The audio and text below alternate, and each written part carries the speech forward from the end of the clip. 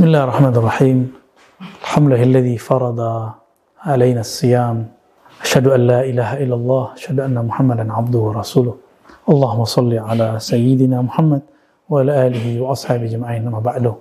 Teman-teman yang makan Allah, kita sering mendengar orang di bulan puasa, sebelum puasa, bahkan setelah hari raya membacakan surat Al-Baqarah ayat 183. Yang saya tidak usah bacakan karena hampir semua orang hafal, bahkan yang tidak berpuasa. Tapi saya akan mengambil kalimat di situ, diwajibkan atas kalian, wahai orang beriman, berpuasa, siyam atau saum, jamak plural dari saum, kama kutiba alal ladzina min qablikum, sebagaimana diwajibkan atas orang-orang sebelum kamu. Siapakah orang-orang sebelum kamu itu? Nabi Muhammad, orang-orang sebelum beliau adalah Sayyidina Ismail, Sayyidina Ishaq. Mereka adalah pendahulunya Rasulullah SAW. Min qablikum, orang-orang sebelum kamu. Artinya, puasa itu adalah salah satu amalan yang tua. Apakah sebelum Nabi Ibrahim ada? Ada. Bahkan Sayyidina Adam, disebutkan oleh Imam Ibnu Katsir dalam Al-Bidayah wa Nihayah, ketika bertobat, fatalaqqa Adam, fatalaqqa. Ketika Adam bertalaqi, menghadap kepada Rabb-Nya dengan beberapa kalimat, fataba alaih, maka Allah menerima tobatnya. Di dalam riwayat itu ada beberapa hal-hal yang agak sulit kita bayangkan. Berapa lama beliau menyebutkan 40 hari, 40 tahun. Namun yang paling masuk ke dalam logika kita hari ini, karena itu pernah terjadi di zaman Izzuddin bin Abdissalam, 40 hari 40 malam. Bahkan dalam Bible sendiri, orang-orang Israeliat sangat faham ini. Nabi Musa di dalam Goa Tursina itu tidak makan, tidak minum arba'ina yauman, 40 hari. Kenapa digenapkan dari 30 jadi 40? Karena beliau mencuci mulutnya, karena merasa bau, disebabkan oleh berpuasa.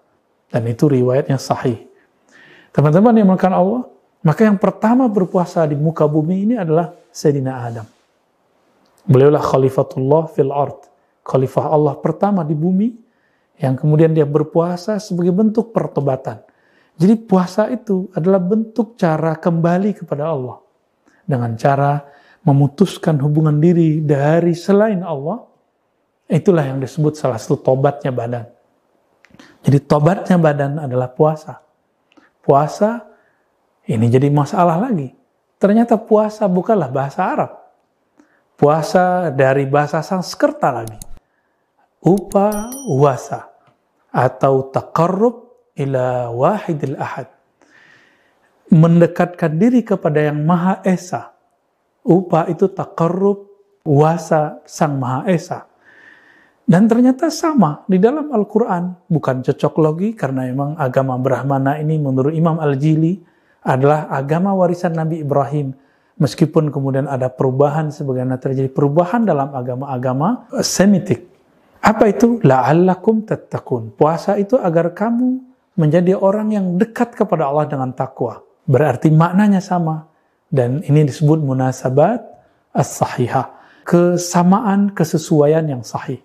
Ternyata mereka juga punya puasa. Orang-orang zaman dahulu ada puasa. Dan itu berlanjut sampai hari ini. Di kalangan ahli kitab sampai hari ini ada puasa. Di kalangan orang-orang agama Brahmana sampai hari ini ada juga puasa. Teman-teman yang melakukan Allah, lalu apa yang jarang dieksplorasi oleh orang ketika membahas, menakar, menyentuh bagian terdalam dari puasa? Ternyata hadis yang masyhur tapi jarang kemudian dibaca, yaitu as-siyamuli. Hadis qudsi Allah berfirman, as-siyamuli. Saum itu dalam bahasa Ibrani disebut zoom atau ta'anit, menahan diri dari makan, minum, dan berjima itu adalah untukku. Tapi ternyata maknanya lebih luas. Menahan dirimu daripada selainku, itulah yang disebut li. Itulah li bagiku. Inilah yang dikatakan oleh Imam Ibn Arabi. Orang yang berpuasa, sebenarnya dia telah wusul kepada Allah. Karena Allah langsung mengatakan li. Dia milikku. Maka sang saim, orang yang puasa itu, dia langsung dalam genggaman Allah Subhanahu wa ta'ala. Tinggal kesadaran dia kepada Allah. Di mana bentuk kesadaran itu muncul? Ketika di lafaz hadis, di pertengahan hadis, Nabi kemudian mengatakan, "Idza sabahu ahadun aw syatamahu." Jika ada seseorang mencaci makinya atau mengata-ngatainya, "Falyaqul inni sha'im." Katakanlah aku puasa. Maka saat itulah puasa naik dari puasa fisik menjadi puasa non fisik. Puasa emosi. Emosi bukan pada fisik. Emosi itu ada pada nafsiyah kita. Ini disebut dengan saum nafsiyah. Kalau tadi saum badaniyah. Istilah mungkin baru, tapi sebenarnya hampir sama dengan istilah-istilah yang sebelumnya.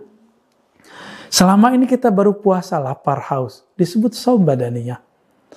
Namun Nabi menghendaki, ayo naik lagi. Menjadi puasa nafsiyah. Puasa menahan gejolak diri. Jika ada di sosmed kita orang berkomentar kasar, kita tidak usah layani. Bahkan kalau perlu kita tinggalkan. Jika terganggu, blokir saja. Supaya tidak mengganggu layar-layar indah yang kita lihat setiap hari itu. Teman-teman yang melakukan Allah. Namun kemudian kita kembali ke hadis yang tadi. Nabi mengatakan, orang yang berpuasa itu, bau mulutnya lebih harum di sisi Allah. Bukan di sisi makhluk. Daripada apa? Daripada rihil misik. Daripada kasturi. Apakah ini bau harum yang fisik? Tentu tidak. Nabi SAW lagi berbicara keharuman rohani.